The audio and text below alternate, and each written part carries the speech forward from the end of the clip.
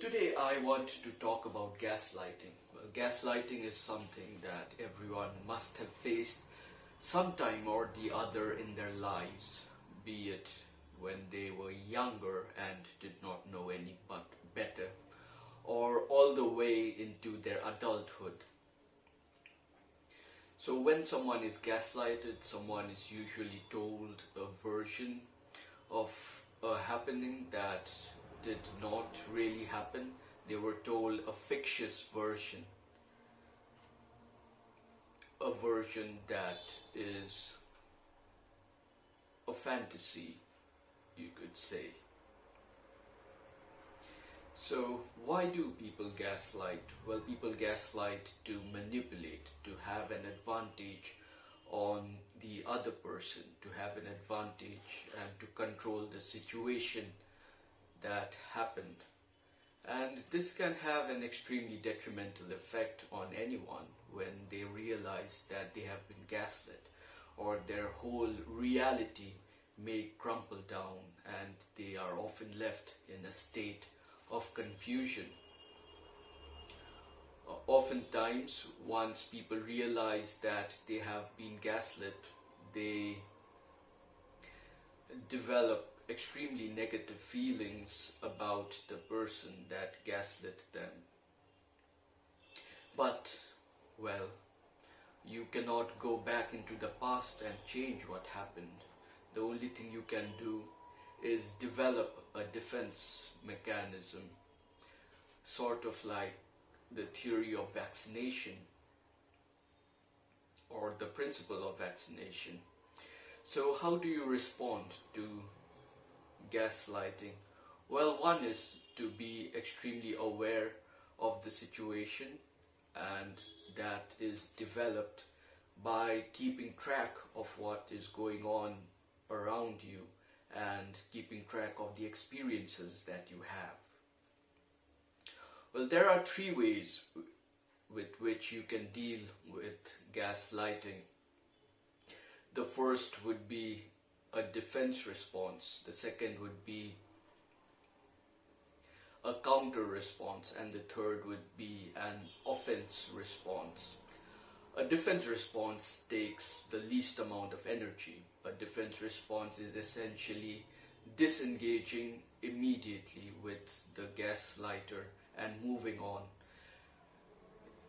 You usually deploy a defense response when this particular situation will not have that much of a major impact on your life moving forward, and it's something that has happened in passing and something you can do to just ignore.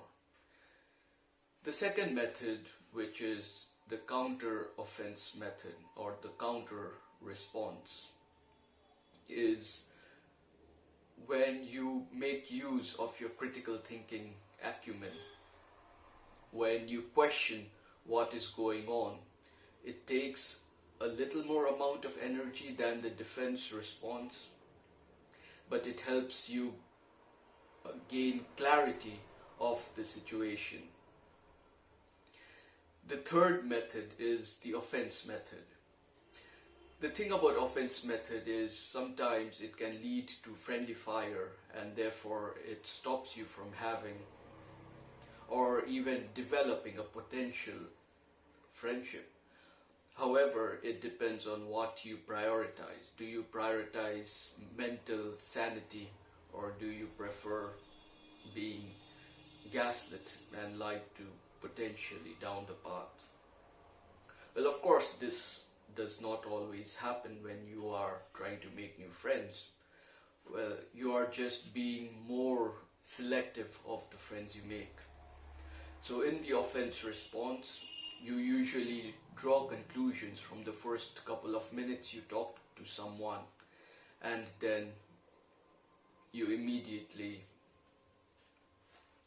draw conclusions and let them know that you would not want to pursue a relationship with them.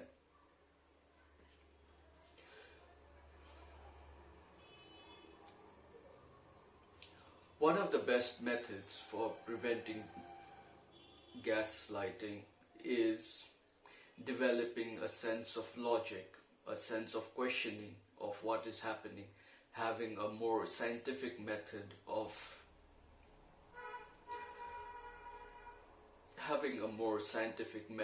approach to the situation.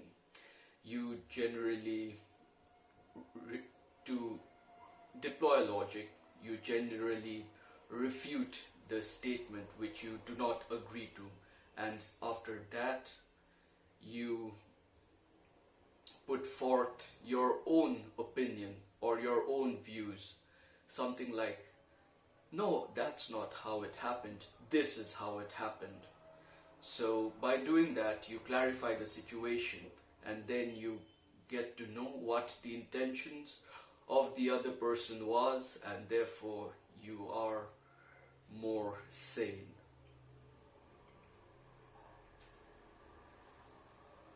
One thing that a person must develop is to stop gaslighting themselves, because we as human beings often tend to lie to ourselves. We tend to gaslight ourselves.